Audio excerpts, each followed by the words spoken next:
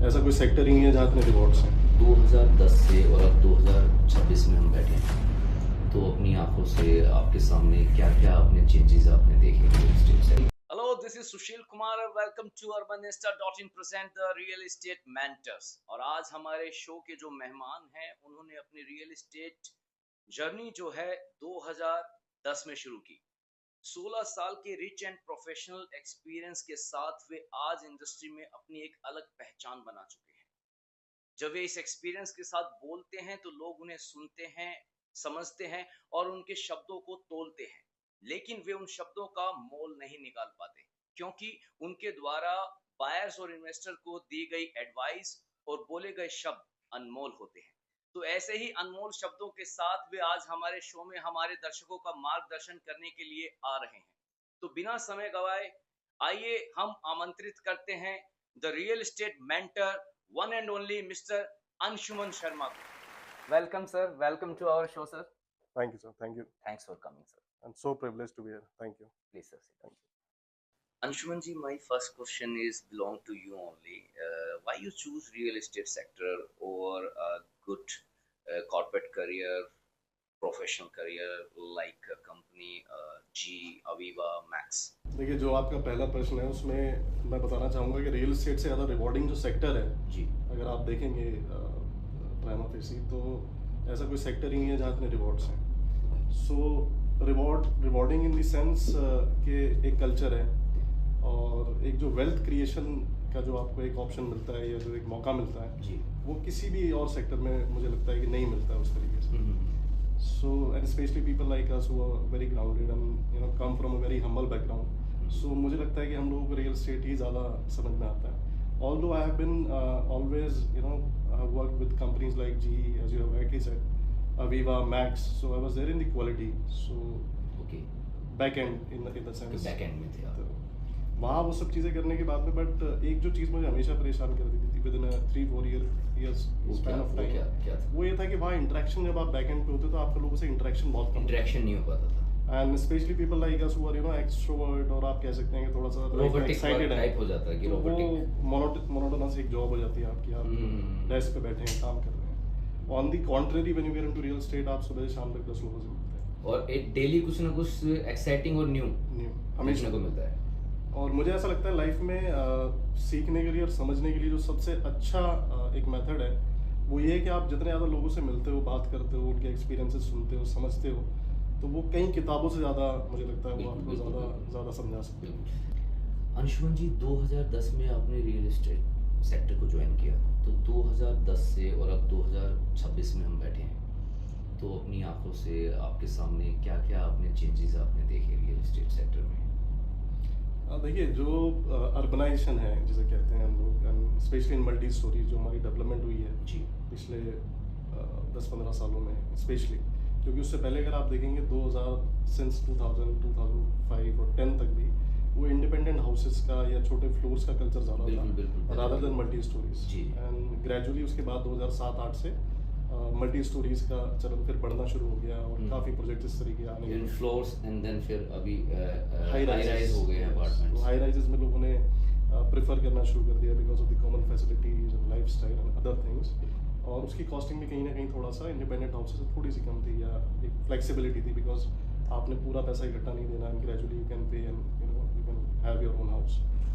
और दूसरा मुझे लगता है कि जो दिल्ली एनसीआर है स्पेसिफिकली, यहाँ पे शहरीकरण में एक बहुत ही सेंट्रलाइज्ड डेवलपमेंट हुआ है। अगर आप देखें नोएडा, ग्रेटर नोएडा, स्पेशली गुड़गांव, तो यहाँ अगर आप देखेंगे तो बहुत सारे हाई राइजेस आए हैं, बहुत सारी पॉपुलेशन माइग्रेट हो गई है। बिल्कुल बिल्कुल, आप सही कह रहे हैं। तो इंडिपेंडेंट हाउसेस तो मुझे लगता है कि बहुत ही इम्पॉसिबल सी चीज़ हो गई है, and if that comes with a very high cost.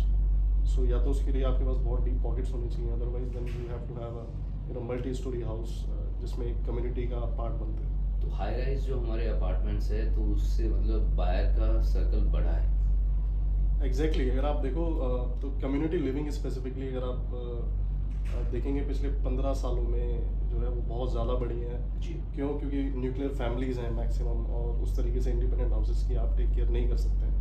क्योंकि मेरा खुद के इंडिपेंडेंट हाउस है, तो मुझे लगता है बड़ा मुश्किल होता है ये सारी चीज़ें मैनेज करना। Although I am staying here in Gurgaon only in a flat only, but जो पेरेंटल हाउस है या और सारी चीज़ें उनको मैनेज करना it is not that easy. When you are into a community तो वहाँ पे वो बहुत सारी common facilities especially like security, amenities, club house, और आपको एक लाइफ स्टाइल को अपने बेटर करने के लिए बहुत सारी चीज़ें मिलती बहुत सारी चीज़ें मिल जाती है उसमें। हैं। और मुझे लगता है कहीं ना कहीं वो आपकी जो लॉन्जिविटी है लाइफ की, या आपका जो मेंटल पीस है, इन सब चीज़ों में भी आपको बहुत ज़्यादा हेल्प करती है।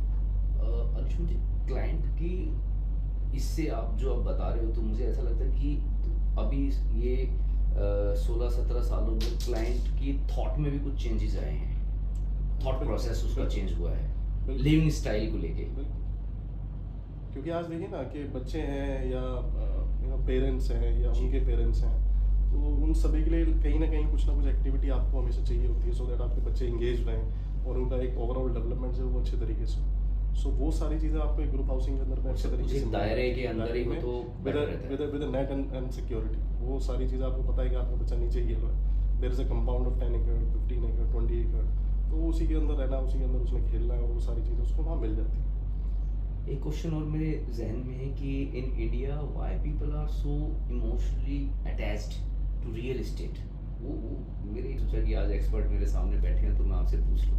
देखिए हमारे यहाँ क्या है ना कि और ये पहले से ही है, आज से नहीं है, और ये हमारे फादर साहब, हमारे दादे परदादे, और यहाँ तक कि हम till भी now, अगर मुझे भी जब अगर आप परचेज करेंगे तो हमारे यहाँ क्या है कि इंसान के स्टेटस को रियल एस्टेट से जोड़ के देखा जाता है कहीं ना कहीं। जी सो गांव में अगर आप जाइए तो किसी की फैमिली में भी किसी के पास 20 एकड़ ज़मीन है, 30 एकड़ है, 50 एकड़ है, 100 एकड़ है, तो उन सब की वैल्यू और उन सब का जो रिस्पेक्ट जो सिस्टम है या जो उनका सोशल जो स्टेटस है, उसमें आपको कहीं ना कहीं एक डिफरेंस देखने को मिलेगा। और इसी तरीके से शहरों में भी है, जिस तरह की प्रॉपर्टीज़ आप जिस तरह की प्रॉपर्टी में रहते हैं वो आपके एड्रेस के बारे में बताती है, आपके स्टेटस के बारे में बताती है, आपके ओवरऑल अचीवमेंट के बारे में बताती है कि आपने लाइफ में क्या किया है, क्या नहीं किया है। सो रियल एस्टेट हमारे यहाँ हमेशा से ये स्टेटस सिंबल रहा है और बड़ा इमोशनल लोग इससे अटैच्ड है, अटैच और मुझे लगता है ये रहेंगे। अच्छा, दूसरा शादी करने चले जाओ तो आज एक मुझे पहले से ही है। अब आप इमोशनली इतनी बात हुई तो मुझे बॉर्डर फिल्म का एक वो सुनील शेट्टी का आ गया कि ये धरती मेरी माँ है, हाँ, तो वो एक अटैचमेंट, वो इमोशनली फीलिंग रहती है उससे हमेशा, जमीन से हमेशा। की है।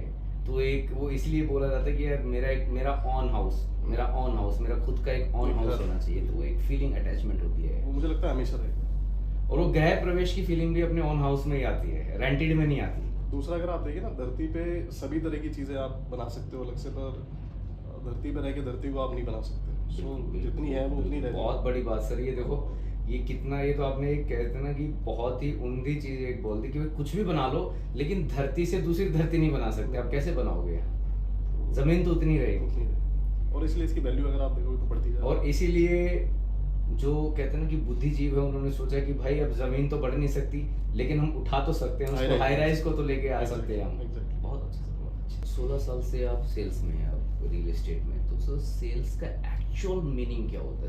सेल्स का करना मतलब ये है कि जस्ट आपने एक क्लाइंट को एक सेल कर दिया कोई चीज़, एंड देन फिर उसको आफ्टर सेल सर्विस आप भूल गए देना। तो एक मैंने सेल्स में ये फील किया था, या जस्ट मैंने एक स्टडी किया था कि there is a triple R factor, repurchase, reference and recommendation. Right. तो क्या अगर जो हम सेल्स के साथ अगर क्लाइंट के साथ जुड़े रहेंगे आफ्टर सेल सर्विस, तो क्या ये ट्रिपल आर फैक्टर हमें कुछ बेनिफिट करवा सकते हैं? तो आप थोड़ा बता सकते हैं। देखिए सेल्स अगर आप देखें तो किसी भी ऑर्गेनाइजेशन के लिए, organisation which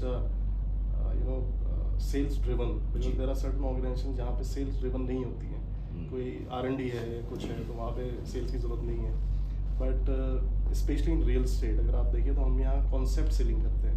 okay, what we are doing is we are doing concept selling in the sense कि प्रोडक्ट है, उस प्रोडक्ट को के बारे में आप उसकी रूपरेखा बता रहे हैं, उस प्रोडक्ट के फायदे बता रहे हैं, which is not ready yet, वो अभी तैयार नहीं है। हाँ, okay we are selling future. Okay. तो वहाँ एक कॉन्सेप्ट सेलिंग है। तो कॉन्सेप्ट सेलिंग में the most important factor for any organisation, because आपको फंड्स, फाइनेंसेस, सारी चीज़ें मार्केट से लेके आनी है।